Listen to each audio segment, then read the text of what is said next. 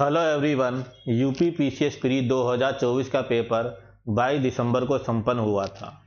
आयोग की के अनुसार सीसेट का जो पेपर है उसमें मैथ्स के क्वेश्चंस में 3 क्वेश्चन के आंसर आयोग ने रॉन्ग दिए हैं और एक क्वेश्चन तो ऑलरेडी पेपर में ही गलत था। इस प्रकार से 4 क्वेश्चन हैं जिन्हें क्लेम किया जा सकता है। तो आइए एक एक करके वो चारों क्वेश्चन देखते हैं। पहले तो वो 3 क्वेश्चन देखेंगे जिनका कि आंसर रॉन्ग है, उनका मैं बिल्कुल अकाट्य एकदम सही सॉल्यूशन बताऊंगा और उसका आंसर जो होगा वही उसका आंसर होगा। इसके अलावा और कोई आंसर नहीं हो सकता। आप आराम से उन्हें क्लेम कर सकते हैं। देखिए, इसमें पहला क्वेश्चन है जो आयोग का आंसर है उसके अनुसार आयोग ने आंसर दिया है ये बी, सी दिया है 20। ये एक रॉन्ग आंसर है। सही आंसर क्या होगा आप इसे देखिए। ए में कार्य करने की क्षमता बी से 3 गुना अधिक है। ये दोनों मिलकर एक कार्य को 15 दिन में पूरा कर सकते हैं। ए अकेले उस कार्य को कितने दिनों में पूरा करेगा, यहां हमसे पूछा गया है। ए अकेले उस कार्य को कितने दिनों में पूरा करेगा ये हमें बताना है। तो यहां पर देखिए, ये ए है और बी है। ए की कार्य करने की क्षमता बी से 3 गुना अधिक है, यानी कि अगर बी की क्षमता 1 है तो बी से 3 गुना अधिक, यानी कि बी 1 + 3। यहाँ पर ए की जो कार्य करने की क्षमता आएगी वो 4 आएगी। 3 गुना तो अधिक है, बी तो है ही, और 3 गुना अधिक है यानी कि +3 और ऐड होगा 3 गुना अधिक, 3 गुना अधिक। तो ए के कार्य करने की क्षमता यहाँ हुई 4। इस प्रकार से दोनों की टोटल क्षमता हुई कार्य करने की वो हुई 5। माना कि एक दिन में वो किसी काम का 5 भाग काम करते हैं।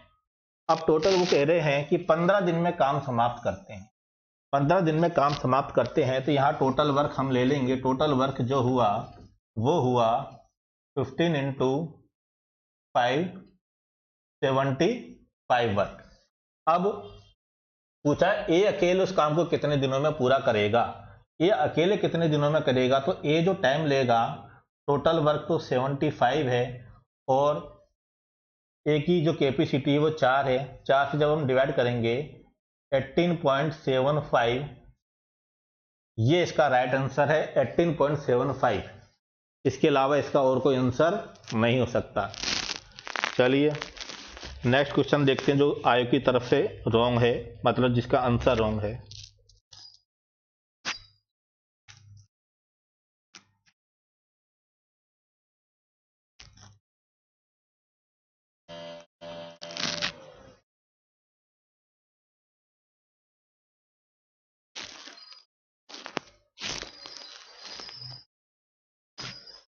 n पूर्णांकों की संख्या जो -n+2 > 0 और 2n > 4 को संतुष्ट करती है। आयोग ने इसका आंसर दिया है 2, जो बिल्कुल ही रॉन्ग है। ये इसका आंसर हो ही नहीं सकता। कैसे नहीं हो सकता, अभी मैं इसका पूरा सॉल्यूशन बताता हूं।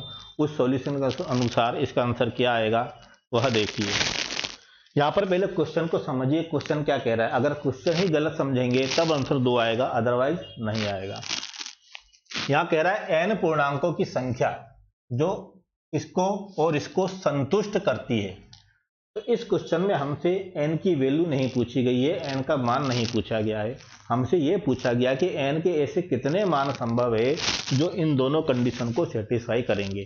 तो n के वो पूछेगी n के कैसे कितने मान है, ना कि n का मान क्या है। दोनों में जमीन आसमान का अंतर है। तो अब देखते हैं इसका सॉल्यूशन क्या होगा। हमने पहली कंडीशन ली -n+2 > 0। पहली कंडीशन हमने ये ली, 2 उधर ले गए तो -n > -2, दोनों तरफ माइनस से मल्टीप्लाई किया तो n > 2 हो जाएगा। यहाँ पर जो > का साइन है वो <= में हो जाएगा। ऐसा क्यों होगा ये भी बता देता हूँ। बहुत से स्टूडेंट्स को यहाँ प्रॉब्लम आती है, बहुत से क्या अधिकांशतः को जानते ही नहीं है ऐसा होता कैसे है, टीचर तक नहीं जानते बहुत से। आइए हमने यहाँ एग्जांपल लिया जैसे कि -3 > -7। इतना सभी लोग जानते हैं कि -3 -7 से बड़ा होगा। अब अगर हम यहाँ दोनों तरफ माइनस से मल्टीप्लाई कर दें, माइनस से मल्टीप्लाई करने पर ये प्लस हो जाएगा। अगर ये प्लस हो गया तो ऐसी कंडीशन में 3 > 7 ये तो पॉसिबल ही नहीं है। क्या 3 कभी 7 से ज़्यादा हो सकता है? नहीं। इसीलिए इसका जो सही तरीका करने का यही है कि जब भी ग्रेटर देन का साइन हो या लेस देन का साइन हो और वहां माइनस से मल्टीप्लाई किया जाता है तो साइन रिवर्स हो जाता है। साइन क्या हो जाता है? रिवर्स हो जाता है। तो जब यहाँ पर माइनस से मल्टीप्लाई किया तब ऐसी कंडीशन में ग्रेटर देन का साइन हो जाएगा लेस देन, तो 3 इज लेस देन 7। अब ये बिल्कुल सही है। तो अब आप समझ गए होंगे कि यहाँ पर जो हमने लिया है n is less than equal to 2। अब हम दूसरी कंडीशन भी ले लेते हैं। दूसरी कंडीशन हमारी कहती है दूसरी कंडीशन कहती है कि 2n is greater than equal to 4 या n is greater than equal to 2। तो यहां से n की ये वैल्यू निकल कर आ रही है और यहां से n की ये वैल्यू निकल कर आ रही है।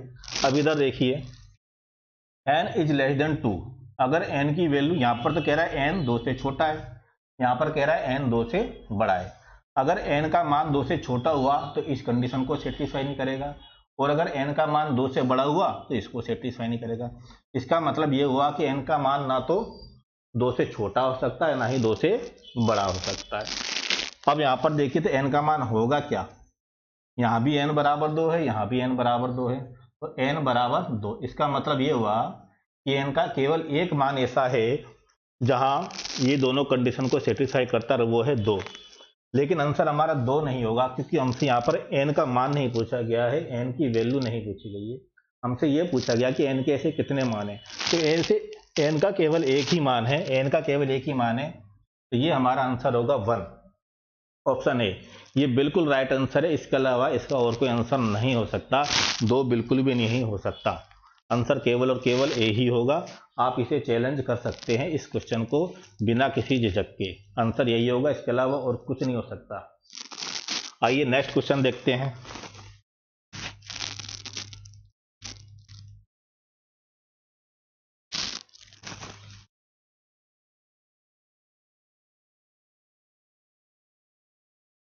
किसी वर्ग की भुजाएं दुगनी कर दी जाए। ये तो मुझे समझ में ही नहीं आ रहा, इतना आसान सा क्वेश्चन है, इस क्वेश्चन में भी गलती कर दी है। इसमें था ही क्या, इतनी बड़ी गलती नहीं होनी चाहिए।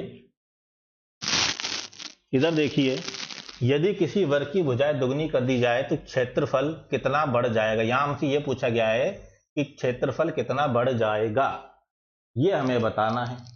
अब हम सभी जानते हैं कि जो वर्ग का जो एरिया होता है उसका एरिया निकालने का जो फॉर्मूला होता है वो होता है साइड का स्क्वायर। तो माना पहले साइड जो होती साइड ही थी तो साइड का स्क्वायर एरिया हो गया। अब साइड दुगनी कर दी जाए तो साइड जब दुगनी कर देंगे तो ये हो गया 2 इंटू साइड का स्क्वायर, और ये हमें मिला 4s स्क्वायर। तो जब साइड दुगनी कर दी तो एरिया 4 गुना हो गया। एरिया कितना हो गया? 4 गुना। और आया उन्हें आंसर दे दिया 4 गुना, जो कि रॉन्ग आंसर है। यहां हमसे ये नहीं पूछ रहा है कि क्षेत्रफल कितना हो जाएगा, यहां हमसे ये पूछा जा रहा है कि क्षेत्रफल कितना बढ़ जाएगा। क्षेत्रफल कितना बढ़ जाएगा, तो पहले क्षेत्रफल s स्क्वायर था, अब क्षेत्रफल 4s स्क्वायर हो गया, तो बढ़ा कितना भाई? इन दोनों का अंतर होगा। कितना बढ़ेगा इन दोनों का अंतर? तो बढ़ा कितना है? 3s square. तो ये इसका कितना गुना है? 3 गुना। तो 3 गुना बढ़ेगा, ये इसका बिल्कुल करेक्ट आंसर है। 3 गुना बढ़ जाएगा, बिल्कुल करेक्ट आंसर है। आप इसको चैलेंज कर सकते हैं। 3 क्वेश्चन मैंने बताया अभी जिनके आंसर आयोग ने रॉन्ग दिए हैं, और वो इनका जो एकदम करेक्ट आंसर है वो मैंने आप लोगों को अभी बताया विद सॉल्यूशन। इसके अलावा इन तीनों का और कोई आंसर नहीं हो सकता, यही आंसर होगा। बिना किसी झिझक के आप लोग चैलेंज कर सकते हैं। अब आते हैं नेक्स्ट क्वेश्चन पे, जो लास्ट क्वेश्चन है, जो आयोग ने गलत ही दिया है। वो आंसर क्वेश्चन ही गलत है, वो तो वैसे ही डिलीट होगा, सबको नंबर्स के दिए जाएंगे।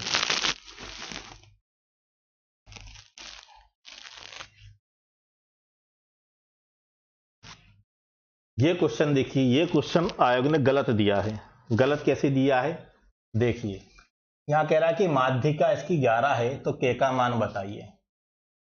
जब माध्यिका निकाली जाती है तो जो भी नंबर दिए होते हैं उनको या तो आरोही क्रम में लिखा जाता है या फिर अवरोही क्रम में लिखा जाता है। उसके बाद ये देखा जाता है कि सबसे बीच में कौन सा टर्म आ रहा है। बीच में जो भी टर्म आता है वही माध्यिका होती है। आधे नंबर उसके एक तरफ होते हैं और आधे एक तरफ होते हैं। ठीक, अगर और नंबर, जब नंबरों की संख्या और होती है तब तो बिल्कुल आसान होता है, बीच का एक टर्म मिल ही जाता है। लेकिन अगर इवन नंबर होते हैं तो बीच के दो टर्म होते हैं उन दोनों का क्या निकाला जाता है, 2 से डिवाइड करके एवरेज निकाला जाता है। यहाँ पर देखिए, यहाँ पर तो 9 ही डिजिट है। अगर हम इनको आरोही क्रम में सजाते हैं तो क्या आएगा, आरोही क्रम में सजाया हमने 3 आया, फिर 6 आया, 7 आया, 9 आया, 9 के बाद 10 आएगा। 10 क्यों आएगा, क्योंकि ये कह रहा है कि माध्यिका 11 यानी कि वो नंबर 10 से तो बड़ा ही होगा। तो k+6, क्योंकि अब यहाँ पर हम k+6 लेंगे। अगर इनके अनुसार k+6 लिया, उसके बाद 15, 20 और 21, 15, 20 और 21, टोटल मिला के 9 टर्म है। 1, 2, 3, 4, 5, 6, 7, 8, 9 टर्म है। तो इसमें जो 10 है ये एकदम बीच में आने वाली टर्म है। तो अकॉर्डिंग टू इसके माध्यिका तो 10 होनी चाहिए, जबकि ये माध्यिका दे रहे 11, और यहाँ पर k+6 में k का मान पूछा गया कि ठीक इस तरीके से माध्य, तो k का मान बताइए। अब इसके अनुसार अगर देखा जाए 11 है, तब तो आंसर हमारा क्या आ जाएगा, 6+5, 11 के की वैल्यू कितनी होगी ये, बट ये रॉन्ग है। आयोग ने आंसर ये दिया है 5, ये रॉन्ग है। रॉन्ग तो इसमें कोई भी आंसर सही नहीं है, क्योंकि क्वेश्चन ही है रॉन्ग है। ठीक, तो यहाँ पर अगर इसके अनुसार देखा जाए तो माध्यिका तो 10 होगी। इस तरह से 3 क्वेश्चन के आयोग ने आंसर रॉन्ग दिए हैं, और ये तो क्वेश्चन ही गलत है, आंसर भी गलत है, क्योंकि आयोग ने आंसर इसका 5 दिया। जब क्वेश्चन ही रॉन्ग है तो सही आंसर तो मिलेगा नहीं, तो ये भी गलत है। इस तरीके से 4 क्वेश्चन टोटल हुए जिन्हें आप क्लेम कर सकते हैं। अच्छा, इनका सॉल्यूशन देने में मुझे टाइम लग गया, क्योंकि अभी हमने यहाँ नया सेटअप किया है, उसमें थोड़ा टाइम लग गया और सही टाइम पर मैं ये प्रोवाइड नहीं करवा पाया। लेकिन अभी भी टाइम है, जो भी इसे देखते हैं जल्दी से जल्दी आप चैलेंज कर सकते हैं। ठीक है, आइए इधर।